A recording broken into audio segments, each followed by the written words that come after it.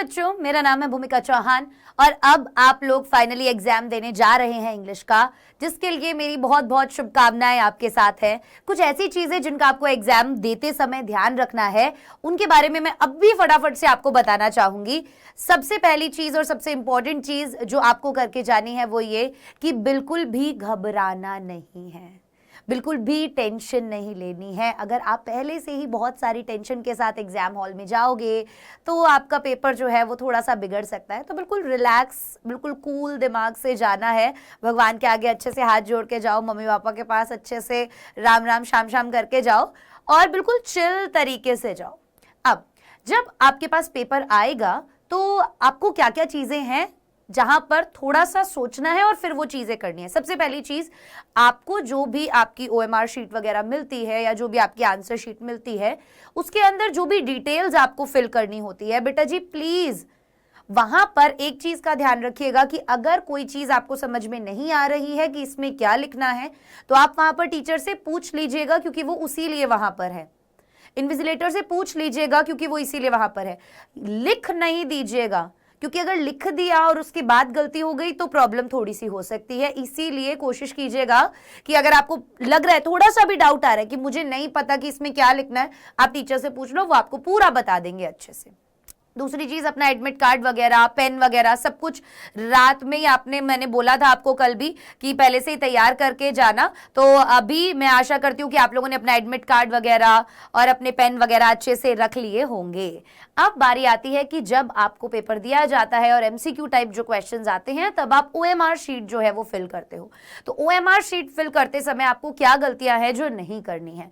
सबसे बड़ी बात और सबसे इंपॉर्टेंट बात जो बच्चे करते हैं कि जेल पेन का इस्तेमाल करने का सोचते हैं, तो ये मत करना, बॉल पेन का ही इस्तेमाल करना और किसी और रंग के बॉल पेन का इस्तेमाल नहीं करना है। ब्लैक या ब्लू कलर की बॉल पेन का ही इस्तेमाल करना है, क्योंकि अगर ऐसा आप नहीं करते हैं तो बेसिकली होगा क्या कि वो जब चेक होंगी तो कंप्यूटर चेक करता है, उनको मशीन चेक करती है, तो वो आपके पेपर को रिजेक्ट कर सकती है अगर आपने येलो कलर का या रेड कलर का या किसी और कलर का यूज किया होगा, तो आपका वो आंसर कंसिडर ही नहीं किया जाएगा।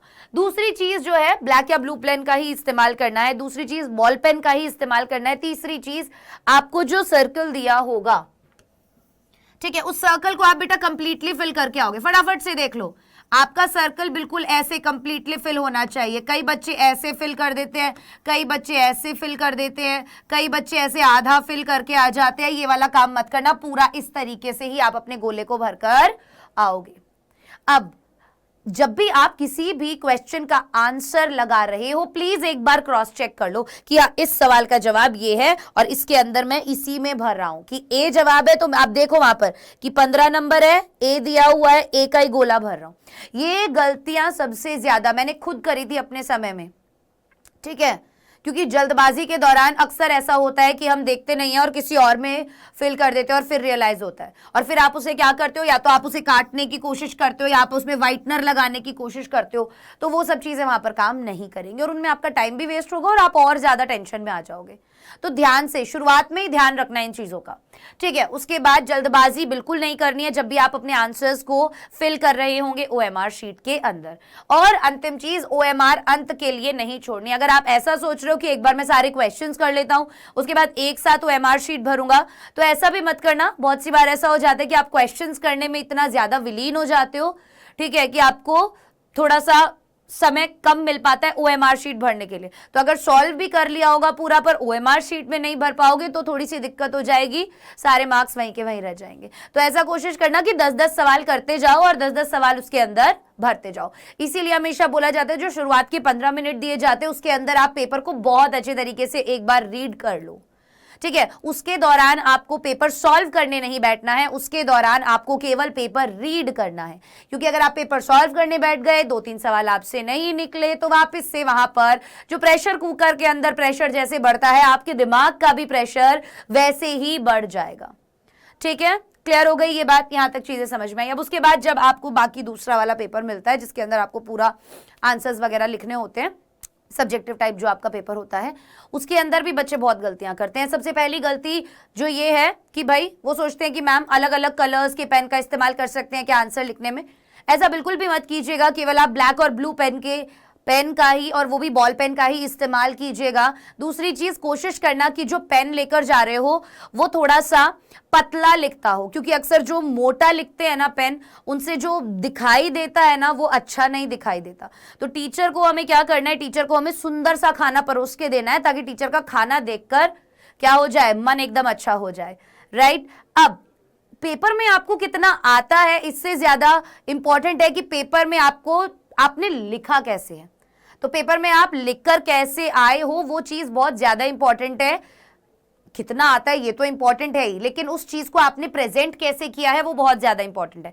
कई बार आपने देखा होगा बच्चों की हैंडराइटिंग बड़ी गंदी होती है, ठीक है, सही तरीके से लिखते नहीं है, तो उसकी वजह से नंबर कट जाते हैं। वहीं पर किसी एक बच्चे को कम आता था लेकिन उसने पेपर के अंदर लिखा बहुत सुंदर सुंदर साफ साफ, तो वहां पर आपको मार्क्स जो है वो ठीक ठाक मिल जाते हैं। तो हैंडराइटिंग अच्छी लिखने के कोई ज्यादा एक्स्ट्रा नंबर नहीं मिलेंगे, पर टीचर जो है वो कहीं ना कहीं, अगर आपको कम भी आता होगा पर आपकी प्रेजेंटेशन अच्छी होगी तो मार्क्स अच्छे दे देगा।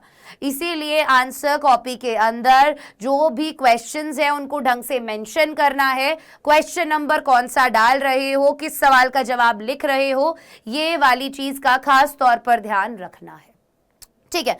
पेपर जैसे ही आपका खत्म हो जाए उसके बाद आप पूरे पेपर के अंदर जो भी इंपॉर्टेंट चीजें थी उसको अंडरलाइन कर कर आएंगे। इस बात का खास तौर पर आप लोग ध्यान रखेंगे।